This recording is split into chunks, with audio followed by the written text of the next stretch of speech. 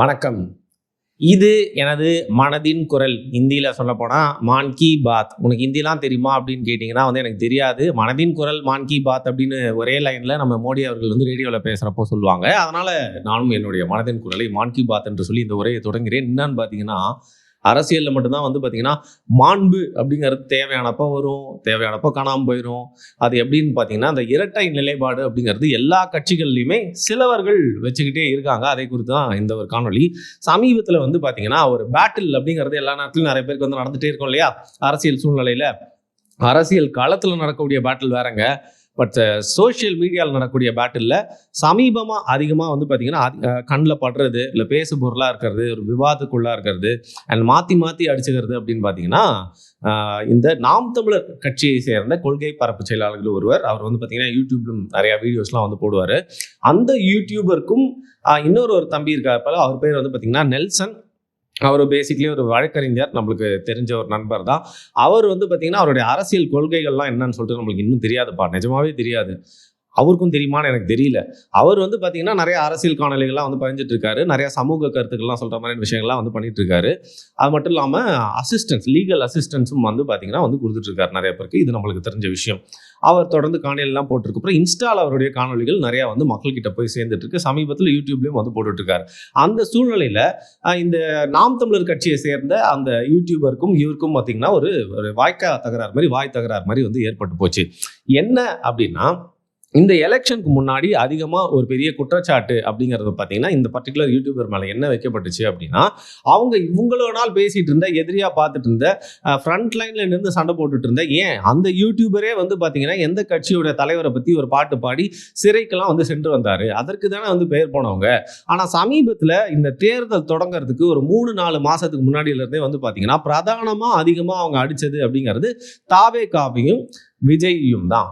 இது எந்த அளவுக்குன்னு பார்த்தீங்கன்னா, உங்களையும் திமுகவையும் பார்த்தீங்கன்னா மக்கள் ஒரு தட்டில், அதாவது எதிரிகளாக வச்சு பார்த்துட்டு, திராவிடம் தமிழ் தேசியம் வச்சு பார்த்துட்டு இருந்தது. கொஞ்சம் கொஞ்சமாக இறங்கி ஒரு நடிகர் ஆரம்பித்த புது கட்சிக்கு எதிராக பேசுகிற மாதிரி ஆயிடுச்சு. அதுவும் ஒரு தமிழ் தேசிய கட்சியை சார்ந்தவங்க பேசுகிற மாதிரி ஆயிடுச்சு அப்படிங்கிறத ஒரு வருத்தமாகவும் கோபமாகவும் விமர்சனமாகவும் பார்த்தீங்கன்னா பொதுவான நபர்களும் தமிழ் தேசியவாதிகளும் அரசியல் ஆர்வலர்களும் சொல்லிட்டே இருந்தாங்க.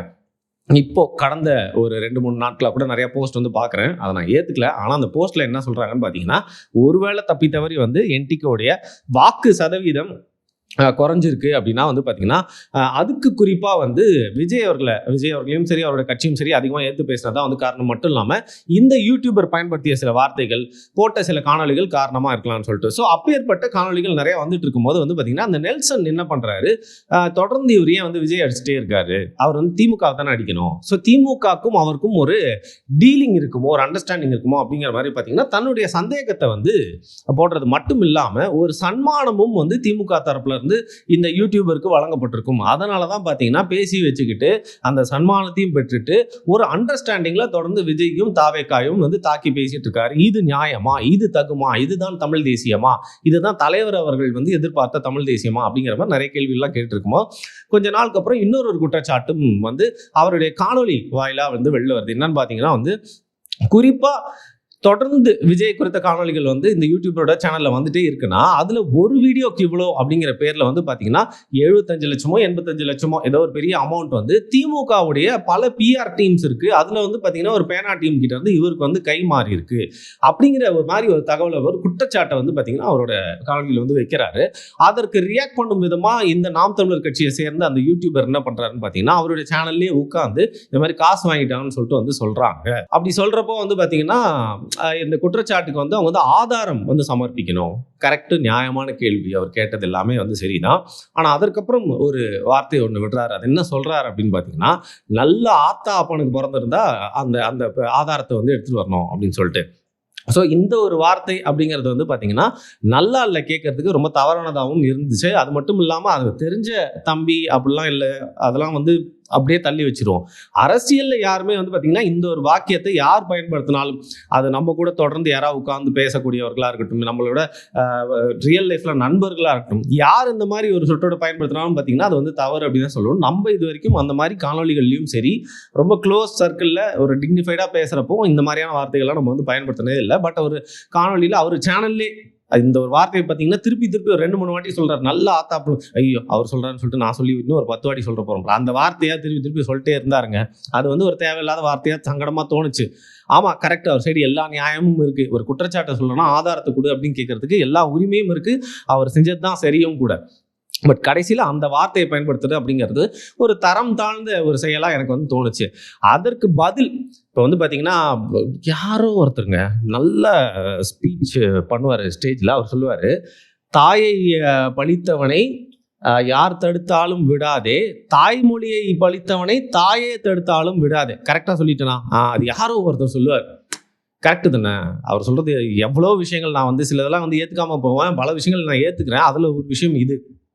தாயை எவன் வந்து பழிச்சாலும் வந்து பார்த்தீங்கன்னா, அதை தாயே சொன்னாலும் விடக்கூடாது அப்படிங்கிற மாதிரி. அது அந்த அப்பா, ஆத்தா அந்த மேட்டர் இருக்குல்ல, அதை சொல்லிட்டோன்னே அப்புறம் எப்படிங்க வந்து நம்ம கேட்காம விடுறது? நம்ம போயிட்டு அந்த தம்பிக்கிட்ட, "தம்பி இப்படிலாம் பேசாதப்பா, அவர் வயசுல பெரியவருப்பா, அவர் ஏதோ சொல்லாமல் சொல்லிட்டு போயிட்டாரு, அதை வந்து கடந்து போயிருன்னு" சொல்லிட்டு சொல்றதுக்கு நம்மளுக்கு எந்த உரிமையும் இல்லை. ஏன்னா பேசினது அவங்களுடைய தாய் தந்தையை பற்றி அப்படிங்கிறதுனால, அந்த தம்பி வந்து குமுறி எழுந்து என்ன பண்ணிட்டாரு, நிறையா விமர்சனம் வந்து வைக்கிறாரு. அப்படி விமர்சனம் வச்சுட்டே இருக்கும்போது வந்து பார்த்தீங்கன்னா, இந்த யூடியூபரை பற்றி அவருடைய பாஸ்ட்ல நடந்த நிறைய விஷயங்கள் சொல்றாரு. இவர் மேல இருக்க குற்றச்சாட்டு, அதாவது காசு சம்பந்தப்பட்டது, அதுக்கப்புறம் பார்த்தீங்கன்னா அரசியல் சம்பந்தப்பட்டு, அதுக்கப்புறம் சில பேரோட உயிர் போனது சம்பந்தப்பட்டு சொல்லிட்டே வர்றப்போ கடைசியில வந்து அவருடைய ஃபேமிலியை சம்பந்தப்பட்ட ஒரு விஷயம் சொல்லிட்டாரு. அதுல மட்டும் நான் வந்து பார்த்தீங்கன்னா அந்த நெல்சன் சகோதரர்கிட்ட வந்து நான் வந்து எப்படி வந்து அந்த ஆத்தா அப்பா மேட்டருக்கு வந்து நம்ம வந்து கண்டிப்பாக வந்து ஒத்துக்க மாட்டோமோ, அது பேசுறது சரியில்லைன்னு சொல்கிறோமோ, அதேமாதிரி நெல்சனும் அதை வந்து பேசியிருக்கணும். அந்த குறிப்பிட்ட விஷயம் மட்டும் பேசாமல் கடந்து போயிருக்கலாம். மற்ற எல்லா விஷயங்களும் ஒரு குற்றச்சாட்டாக திருப்பியும் பதிலடிக்க வச்சது எல்லாமே கரெக்டு தான். உங்களுடைய தந்தை தாயை பற்றி அது மாதிரி சொன்னப்போ வந்து பார்த்தீங்கன்னா, உங்களுக்கு திருப்பியும் சாட்டை அடி கொடுக்கறதுக்கு எல்லா உரிமையும் இருக்குது. இருந்தாலும் கடைசியில் வந்து பார்த்தீங்கன்னா, நீங்கள் அந்த ஒரு விஷயத்தை வந்து தவிர்த்துட்டு போயிருக்கலாம் அப்படின்னு தான் எனக்கும் அந்த காணொலியை பார்க்குறப்போ வந்து தோணுச்சு.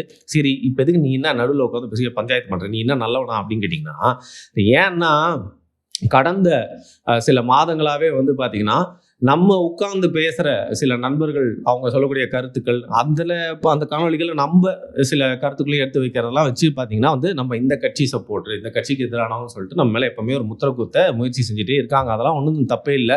என்னை பொறுத்த வரைக்கும் பார்த்தா எல்லா வீடியோக்கிலையும் வெவ்வேறு கட்சிகள் பேர் வந்துட்டே இருக்குன்னா நம்ம வேலையை கரெக்டாக செஞ்சுட்டு இருக்கோம். எல்லா கட்சிக்காரனும் கடுப்பாகிறோம், நம்ம வேலையை கரெக்டாக செஞ்சுட்டு இருக்கோம் அப்படின்னு அர்த்தம். அதை நீங்கள் இப்போ கூட சொல்கிறேங்க, நீங்கள் நம்மளோட வீடியோஸ் எல்லாமே ஒரு மாதம் எடுத்து பாருங்க. என்னை வந்து பார்த்தீங்கன்னா ஒருத்தன் வந்து திமுக உப்பின்னு சொல்லியிருப்பான். இன்னொரு வீடியோவில் வந்து பார்த்தீங்கன்னா வந்து நீ சைமனோட தம்பிடா அப்படின்னு சொல்லுவாங்க. இன்னொருத்த வந்து பார்த்தீங்கன்னா அதிமுக கிட்ட காசு வாங்கிட்டேன்பாங்க. இன்னொருத்தங்கிட்ட வந்து பார்த்தீங்கன்னா விஜய் அனில் அப்படின்னு சொல்லிட்டு நம்ம அப்புறம் சங்கின்னு வேற சொல்லியிருப்பாங்க. இன்னும் காங்கிரஸ் மட்டும் தான் சொல்ல, அந்த அளவுக்கு கூட வருத்தம் இல்லை போல காங்கிரஸ். அந்த மாதிரி எல்லா கட்சி கூடயும் நம்மளை அசோசியேட் பண்ணி சொல்லிருக்காங்க. இது இந்த ஒரு மாசத்துல மட்டும் இல்லை, ஒரு வருஷமா நடந்துருக்கு. பட் ஒரு மாசம் நீங்க வீடியோ சர்ச் பண்ணி பார்த்தாலே இருக்கும். ஸோ நம்ம வேலையை கரெக்டாக பண்ணிருக்கோம்னு சொல்லிட்டு நானும் போயிடுவேன். ஆனா இதே மாதிரி இந்த தேப்பயலே அப்படிங்கிற மாதிரி வார்த்தையெல்லாம் பயன்படுத்தி வந்து பார்த்தீங்கன்னா, தமிழ் தேசியம் பேசுறதா சொல்லக்கூடிய சில ஐடிகள் பயன்படுத்துறவங்க சமூக வலைதளங்களில் வந்து தொடர்ந்து நம்ம மேலே வந்து குற்றச்சாட்டு வைக்கிறது பரவாயில்ல, விமர்சனம் வைக்கிறது பரவாயில்ல, திருப்பி வந்து பேசிட்டே இருக்காங்க. இப்போ வந்து உதாரணத்துக்கு நான் சும்மா ஒன்று சொல்கிறேன். நம்ம நிறையா கூட உட்காந்து பேசுவோம். ஆனால் அதில் குறிப்பாக நம்ம பாரி அவர்கள் இருக்கார்ல, அவர் கூட நிறைய வீடியோஸ் பண்ணுறதுனால அவரை நான் உள்ளே எடுத்துகிட்டு வரேன். எக்ஸாம்பிளுக்கு அவர் வந்து பார்த்தீங்கன்னா ரொம்ப நியாயமாக பேசணும்னு நினைக்கிறவர், தடித்த வார்த்தைகள் பயன்படுத்த மாட்டார். தவறான வார்த்தைகள் பயன்படுத்தி நான் அதுக்கும் பார்த்ததே இல்லை. அது வீடியோலையும் சரி, வீடியோ இல்லாதப்பவும் சரி, ரொம்ப நேர்மையாக நியாயமாக வந்து கருத்துக்களை எதிர்கொள்ளணும்னு நினைக்கிறவர். உண்மையான அரசியல் அப்படின்னு சொல்லிட்டு அவர் வந்து பேசிகிட்டு இருக்காரு. இதில் பக்கத்துல இருந்து பார்த்ததுனால நம்மளுக்கு வந்து தெரியும் அவர் ஸ்டைல் அது. பட் நம்ம ஸ்டைல் அப்படி இல்லவே இல்லை. யாராவது அசிங்கமாக திட்டினா திருப்பி எனக்கு அசிங்கமாக திட்ட தான் பிடிக்கும். யாராவது அசிங்கமான கமெண்ட் போட்டால் கீழே போய் நானும் அசிங்கமான கமெண்ட் போடுவேன். ஏன்னா நீ ஒன்று பண்ணுறீங்கன்னா அதுக்கான தகுந்த பதிலடி நான் வந்து கொடுப்பேன் அப்படின்னு நினைக்கக்கூடிய ஒரு சாதாரண ஒரு ஆள் தான். ரொம்ப நல்லவன்லாம் இல்லை, எனக்கு நல்ல பேரும் தேவையில்லை அப்படின்னு நினைக்கக்கூடிய ஒரு ஆள்.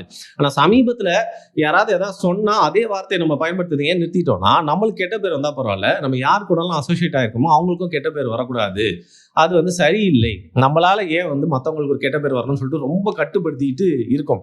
ஆனால் சமீபத்தில் வந்து பார்த்தீங்கன்னா இந்த மாதிரி வந்து பார்த்தீங்கன்னா இந்த தேப்பையிலேன்னு சொல்லிட்டுலாம் வந்து பார்த்தீங்கன்னா நிறைய இந்த மாதிரிலாம் போடுறது, அதெல்லாம் பிரச்சனை இல்லை. இவன் சொல்கிறோன்றதுக்காக நம்ம அப்படி ஆயிட மாட்டோம். அவன் வாரத்தில் இருந்து அந்த வார்த்தை அதிகமாக வருதுன்னா வந்து அவனுக்கும் அந்த வார்த்தைக்கும் தான் ஏதோ ஒரு சம்பந்தம் இருக்குது போல அப்படின்னு சொல்லிட்டு நானும் விட்டுட்டு போயிடுவேன். பட் எனக்கு என்ன கஷ்டம் அப்படின்னா, இவங்க சப்போர்ட் பண்ணுற கட்சி அப்படிங்கிறது வந்து பார்த்தீங்கன்னா, சப்போர்ட் பண்ண சொல்லப்படுற கட்சி வந்து தமிழ் தேசியத்தை பேசக்கூடிய ஒரு கட்சி. இன்னைக்கு தேர்தல் அரசியலில் தமிழ் தேசியத்தை பேசக்கூடிய ஒரே கட்சியாக இருக்கக்கூடிய நாம் தமிழர் கட்சி. திருப்பியும் நான் கேட்குறேன், இதுதான் உங்களுடைய தமிழ் தேசியமாடா? கருத்தால் எதிர்கொள்ளுங்க. ஃபோட்டோவை மார்க் பண்ணுறது, அசிங்கமாக பேசுறது, வீட்டில் இருக்கவங்களை பற்றி பேசுறது, மனைவிகளை எடுத்து பேசுறது, தாயை வந்து பழித்து பேசுறது, இதெல்லாம் தமிழ் தேசியம்னு சொல்லிட்டு வரீங்களா? நான் என்ன சொல்றேன், நீங்க இப்படியே பேசுங்கடா. நீங்க இப்படியே இப்ப திராவிட ஆளுங்கள்லாம் எப்படி நாங்க லெஃப்ட் ஹேண்ட்ல டீல் பண்ணிருந்தோம். ஆளுங்கட்சியா இருந்த திமுகவ 4.5 வருஷமா பார்த்தீங்கன்னா, அங்க பண்ற அபியூஸ் எல்லாம் நம்ம ஏன் ஃபேஸ் பண்றதுலாம் அவங்கலாம் அப்படிதான் பேசுவாங்க. நம்ம ப்ரிப்பேர்ட் ஆகி போறோம். அவனுடைய ஆயுதத்தை அவனுக்கே பயன்படுத்தினா கூட தப்பு இல்லை அப்படிங்கிற மாதிரி சுச்சுவேஷன்ல. ஆனா தமிழ் தேசியம் பேசுறவங்க என்னைக்குமே ஃபேக்ட்ஸ் தான் பேசுவாங்க. என்னைக்குமே வந்து சரியான தர்க்கத்தை வைப்பாங்க. என்னைக்குமே வந்து கடுமையா பேசினாலும் தப்பான வார்த்தைகளை பயன்படுத்த மாட்டாங்கன்னு இருந்தது எல்லாத்தையுமே தவிடு பொடி ஆக்குற மாதிரி அந்த வார்த்தையை ஈஸியா பயன்படுத்துறானுங்க எல்லார் மேலேயும். ஸோ இதெல்லாம் வந்து பார்த்தீங்கன்னா வந்து மன்னிச்சு கடந்து போகிறதுக்கு, இல்லை வந்து பார்த்தீங்கன்னா அவங்களே திருந்துவாங்க அப்படின்னு சொல்கிறதுக்குலாம் வந்து பார்த்தீங்கன்னா அந்த மாதிரி ஆள் நம்ம இல்லை. அதற்கும் நம்ம ஒரு வழி வச்சுருக்கோம். சரியான காலம் வர்றப்போ வந்து பார்த்தீங்கன்னா யார் யாரெல்லாம் அப்படி பேசுகிறாங்களோ அவங்க அதற்கான ஒரு தகுந்த பதிலை சொல்லியே தீரணும். ஸோ அவங்க என்ன ஸ்டைலில் பேசுனாங்களோ அதே ஸ்டைலில் வந்து பார்த்தீங்கன்னா அவங்ககிட்ட இருந்து சரியான ஒரு விடையை வந்து நம்ம பெற்றுட்டு அவங்கள திருத்துறது. அதாவது எந்த விதத்துலன்னு பார்த்தீங்கன்னா வந்து இனிமேல் யார்கிட்டயுமே அப்படி பேசக்கூடாது அப்படிங்கிற மாதிரி திருத்துறது. அதன் மூலியமாக வந்து பார்த்தீங்கன்னா தமிழ் தேசியம் பேசுகிறேன் அப்படின்னு சொல்லிட்டு தமிழ் தேசியத்துக்கு கெட்ட பெயர் வாங்கி கொடுக்குற மாதிரி இனிமேல் எவனும் வரமாட்டான்ல. அது மட்டும் இல்லாமல் ஒரு 4 பேரை கூப்பிட்டு இந்த மாதிரி பண்ணக்கூடாது அப்படின்னு சொல்லிட்டு வாழை முறிச்சு விட்டாதான் இவங்கள மேலே இருந்து இயக்கக்கூடிய அந்த கிளாஸ் டீச்சரம்மா இருக்காங்கல்ல அவங்களுக்கும் ஒரு பயம் ஏற்பட்டு சரி தமிழ் தேசியம் அப்படிங்கிற அந்த வட்டத்துக்குள்ளே போய் உட்காந்துட்டு இந்த மாதிரி அசிங்கங்களை வந்து செய்யறதுக்காக வந்து தூண்டி விட்டுட்டு இருக்கோமே, இனிமேல் பண்ணக்கூடாது, எல்லாருமே உஷாராயிட்டாங்க அப்படின்னு தெரிஞ்சு அவங்களும் திருந்தறதுக்கான வாய்ப்பு இருக்கும் இல்லையா? ஸோ அதனால தான் இந்த விஷயத்தை எடுத்து பேசினேன். இந்த யூடியூபரும் சரி நெல்சனும் சரி அது அவங்க சொல்லக்கூடிய குற்றச்சாட்டுகளை நம்மளாம் உள்ளே போகிறோம்ல, அவங்க குற்றச்சாட்டுகளை அவங்க எதிர்கொண்டு ஃபேஸ் பண்ணிப்பாங்க. பட் இருந்தாலும் யாராக இருந்தாலும் இப்படி அரசியல் வட்டத்தில் தரம் தாழ்ந்து பேச ஆரம்பிச்சிட்டாங்கன்னா நீ பேசினதால நானும் பேசுவேன், என்ன பேசிட்டான்னு சொல்லிட்டு நானும் பேசுவேன்னு சொல்லிட்டு எல்லாருமே அந்த லெவலுக்கு வந்து போயிடும். ஸோ தமிழ்நாட்டில் அரசியல் இந்த டயலாக் அப்படிங்கிறது வந்து பார்த்தீங்கன்னா கருத்து ரீதியாக இல்லாமல் இந்த மாதிரி வந்து வசைபாடுற லெவலுக்கு வந்து போயிடக்கூடாது. ஏன்னா வந்து பார்த்தீங்கன்னா நான் பேசின ஒருத்தர் வந்து என்னுடைய வயசில் சின்னவராக இருக்கலாம், பட் நிறைய விஷயங்களை படிச்சுட்டு வந்து பேசக்கூடியவர், இன்னொருத்தர் வயசில் பெரியவர், ரொம்ப நாளாக வந்து பார்த்தீங்கன்னா அரசியல் கட்சியில் இருந்திருக்காருன்னு சொல்கிறாங்க, அதுக்கப்புறம் களமாடி இருக்காருன்னு சொல்கிறாங்க. ஸோ எல்லாருமே வந்து பார்த்தீங்கன்னா அவங்களுக்கு இருக்கக்கூடிய அந்த இடத்த இல்லை அவங்க பேசக்கூடிய அரசியலை வந்து பார்த்தீங்கன்னா இன்னும் மட்டுப்படுத்தாமல் அசிங்கப்படுத்தாமல் இந்த மாதிரி தளர்ந்தாழ்ந்து பேசுறது நிறுத்தணும் அப்படின்னா இந்த ட்ரெண்டு வந்து கம்மியாகும். இதற்காக வந்து தாவேக்காவை சேர்ந்தவங்களாம் அப்படிலாம் பேசுறதே இல்லைன்னு கேட்டிங்கன்னா வந்து அவங்க வந்து அநியாயத்துக்கு பேசிகிட்டு இருக்காங்க.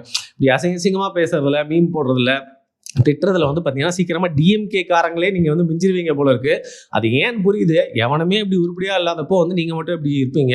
நீங்கள் இப்போ தான் வந்து அரசியல் மயப்பட்டு உள்ளே வரீங்க, வயசில் நிறைய பேர் சின்னவங்களாக இருக்கீங்க, அதனால் வந்து பார்த்தீங்கன்னா மற்றவங்களே பெரியவங்களே திருந்தாதப்போ நீங்கள் மட்டும் எப்படி இருப்பீங்கன்றது புரியுது. பட் இருந்தாலும் ஸ்டார்டிங்லேயே சில விஷயங்கள் ஈஸியாக சரி பண்ணிடலாம். இப்போ டிஎம்கே காரெலாம் போய் திருத்த முடியுமா சொல்லுங்கள்? ஆனால் தாவேக்கா காரங்களாம் வந்து பார்த்தீங்கன்னா இப்போ ஸ்டார்டிங்லேயே இப்போ சின்ன வயசு சின்ன கட்சி அப்படிங்கிறதுனால வந்து ஸ்டார்டிங்லேயே உங்கள் கட்சியில் இருக்கக்கூடியவர்கள், அந்த கட்சியில் இருக்கக்கூடியவங்களாம் வந்து பார்த்தீங்கன்னா வயதில் ரொம்ப சின்னதாக இருக்கவங்க, இன்டர்நெட் களமாடக்கூடியவர்கள் எல்லாருமே வந்து பார்த்தீங்கன்னா தவறான வார்த்தைகளை பயன்படுத்தாமல் கருத்து ரீதியாக வந்து மோத சொல்லுங்க, அந்த ஸ்டைலை வந்து பார்த்தீங்கன்னா ஃபாலோ பண்ண சொல்லுங்கன்றது தான் இந்த நேரத்தில் நம்ம பேசணும்னு நினைக்கிற விஷயம். பேசணும்னா யார் வேணால் பேசலாங்க, ஆனால் அசிங்கமாக பேசிட்டோம் ஒரு வாட்டி கீழே இறங்கிட்டோம் அப்படின்னு வச்சுக்கோங்களேன், அதுக்கு மேலே வந்து பார்த்தீங்கன்னா நோ லுக்கிங் பேக் மாதிரி கீழேயே தான் அது இழுத்துட்டு போயிட்டே இருக்கும். முட்டாளோட சண்டை போட்டால் முட்டாள் லெவலுக்கு நம்மளை இழுத்து வந்து தோக்கடிச்சிருவான்னு சொல்லுவாங்கல்ல, அந்த மாதிரி இந்த கெட்ட வார்த்தை பேசுறவங்க கூட திருப்பி நம்மளும் கெட்ட வார்த்தை பேச ஆரம்பிச்சோன்னு வச்சுக்கோங்க, அப்படியே தான் போயிடும். அப்படிங்கிறத சமீபத்தில் எனக்கு வந்து ஒரு ஞானோதயமாக நான் நினச்சி தான் வந்து பார்த்தீங்கன்னா கொஞ்சம் கொஞ்சமாக வந்து மாற ட்ரை பண்ணிட்டு இருக்கேன். அதனால் இன்றைக்கி இருக்கிற ஒரு பிரச்சனை கருத்து முரண்பாடு அப்படிங்கிறதுக்குள்ளே இந்த ஃபேமிலி அப்புறம் இந்த அப்பா அம்மா இந்த கெட்ட வார்த்தை அதெல்லாம் முடிஞ்சளவுக்கு கொண்டு வராமல் இருக்கணும், அது யாராக இருந்தாலும் சரி அப்படிங்கிறது தான் இந்த நேரத்தில் என்னுடைய மாரல் ஆஃப் த ஸ்டோரிங்க.